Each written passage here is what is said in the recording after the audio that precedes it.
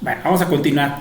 Ok, entonces fíjense, esta se llama ecuación de estado del gas ideal. Dice que la presión del gas por el volumen del contenedor que contiene el gas es igual a la masa del gas por una constante R que se llama constante de los gases por la temperatura del gas. La constante R es una constante que depende del tipo de gas, pero vale la pena indicar que la forma como escribe la ecuación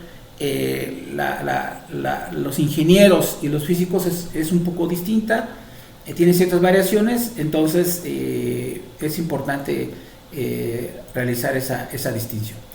Bueno, nosotros podemos relacionar la constante R con una constante RU que se le llama constante universal de los gases y que esa sí tiene un mismo valor para cualquier tipo de gas. Entonces, la constante universal de valor único entre la masa molecular del gas nos va a dar la constante R del gas, ¿sale? Entonces, esta ecuación es válida para cualquier gas que cumpla el modelo de gas ideal, que realmente casi son todos. Y la R depende del gas, pero la RU es universal, ¿sale? Entonces, ¿cuál es el valor de la RU? Bueno, lo podemos escribir en diferentes unidades. El más conocido o más usado es 8.31447.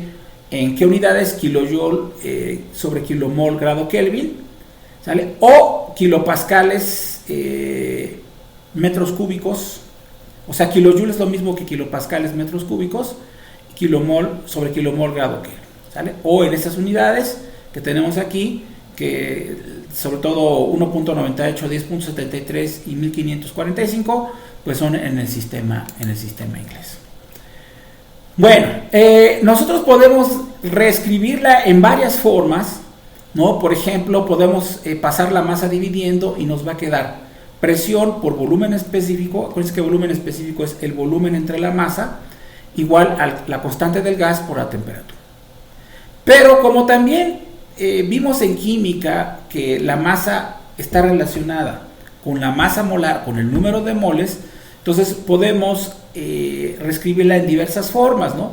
Por ejemplo, la forma anterior que teníamos, que es PV igual a MRT, la segunda forma que vemos aquí, o la podemos escribir también como PV igual a NRUT, que es normalmente como la manejan la gente de física, y por eso dicen que la RU es constante universal.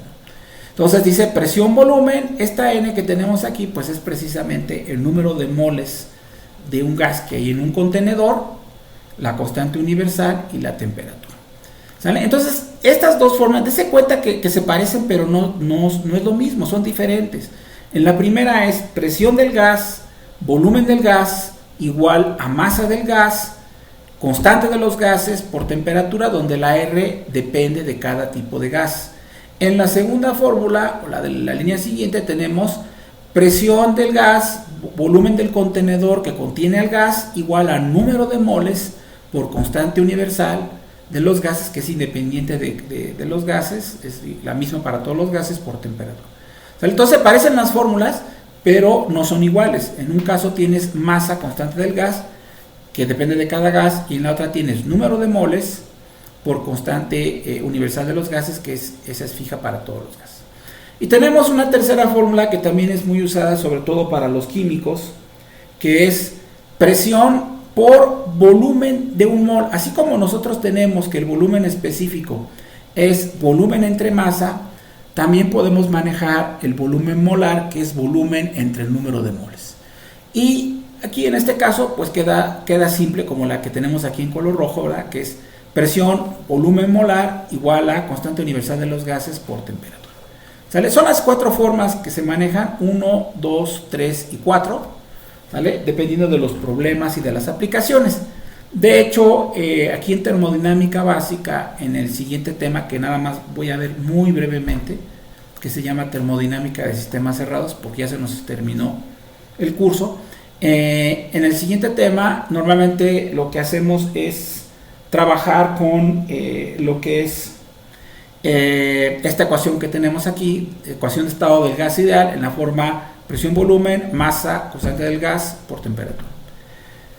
Pero hay otras aplicaciones como es, por ejemplo, en combustión. Cuando uno trabaja con combustión, y eso lo vimos en química, manejamos puros moles, ¿no? O kilomoles, ¿sale? Entonces, cuando hacemos termodinámica aplicada a gases, donde intervienen reacciones químicas como en la combustión, como en un motor de combustión interna, entonces ahí trabajamos con moles y nos conviene más trabajar con la segunda, ¿sale? Todo en términos de moles y en términos de reo. Bueno, entonces, en general la ecuación de estado del gas ideal es una aproximación, ¿sale? Y usualmente lo que se hace es definir lo que se llama un factor de compresibilidad, que en la mayoría de los casos el factor de compresibilidad, o sea, como la mayoría de los casos es gas ideal, pues es Z igual a 1 y despejamos y nos queda PV igual a RT. Pero si los gases se empiezan a alejar por sus condiciones del gas ideal, entonces voy a tener un volumen real entre un volumen ideal, que no son necesariamente los mismos, ¿sale? ¿Y cuándo ocurre eso? Bueno, eso ocurre cuando tengo un gas muy denso, con muchas moléculas, de tal forma que su volumen pues ya no es despreciable con respecto al volumen del contenedor, o que tengo un gas en que sus partículas ya tienen más interacción, ¿no? Por ejemplo, el plasma no puede usarse con la ecuación del gas ideal, porque en el plasma tenemos puras partículas cargadas, ¿no? Que esas sí tienen, por ejemplo, puros electrones, ¿no? Que esos sí tienen mucha interacción, ¿no? Entonces ya no lo podemos usar el modelo de gas ideal.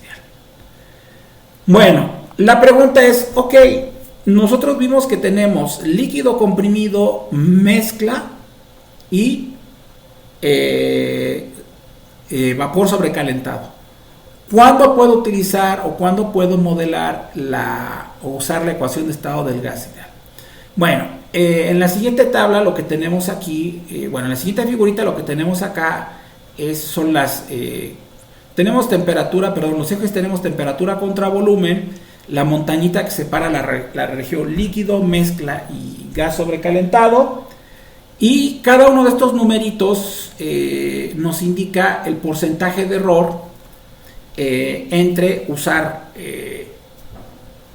un volumen ideal y un volumen de las tablas, ¿no? Es decir, si nosotros trabajamos con un volumen determinado a partir de la ecuación de estado del gas ideal y un volumen de las tablas termodinámicas, que es experimentación, pues va a haber ciertas diferencias y cierto error, ¿sale? Entonces, si se dan cuenta ustedes, toda esta zona que ven, no sé cómo se haga en el video, aquí es como color, ¿qué será? Como color mamey. Si se dan cuenta, todos los numeritos son 0, 0, 0, 0.1, 0.5, 0.2, 0.1%, ¿verdad? ¿Sale? Que podrían ser 99%. Eso quiere decir que en toda esta zona, cuando tenemos sobrecalentado, ¿sale? En esta zona, sin problemas, usar la ecuación de estado del gas ideal da un error despreciable. Pero si se dan cuenta, ya cuando nos salimos de esta zona tenemos 1.6, 6, 2.6, 1.3. Luego, por ejemplo, aquí tenemos 25.7% de error, 16.7, 7.441. Luego aquí tenemos 49% de error, 17 y 20 y 8.8. Luego aquí tenemos 152% de error, etc. Aquí tenemos 271% de error, etc. ¿Qué nos indica esto? Que cuando estamos cerca del punto crítico, ¿sí?, ahí ya no podemos usar la ecuación de estado del gas ideal ni el modelo de gas ideal, porque generan errores muy grandes, ¿no? ¿Sale? Eso es lo que significa. Bueno, había por ahí otra gráfica de qué sucede con la compresibilidad. Entonces, ¿qué sucede con la Z, que es el factor de compresibilidad que les expliqué aquí anteriormente? Bueno, pues cuando estamos aquí también en esta zona color mamey, la Z vale 1, de tal manera que se vale la ecuación PV igual a RT. Pero cuando ya estamos fuera de esa zona, entonces la Z ya tiene otros valores, de tal manera que ya se comete un error o genera un error muy grande usar PV igual a MRT. A RT, perdón. Bueno, entonces tenemos ahí algunos problemitas, ¿verdad?, que los vamos a checar en lo que nos dé tiempo. y pues la bibliografía, ¿no? Que sería en sí los libros de termodinámica de Zeller. ¿Vale? Entonces con esto terminamos.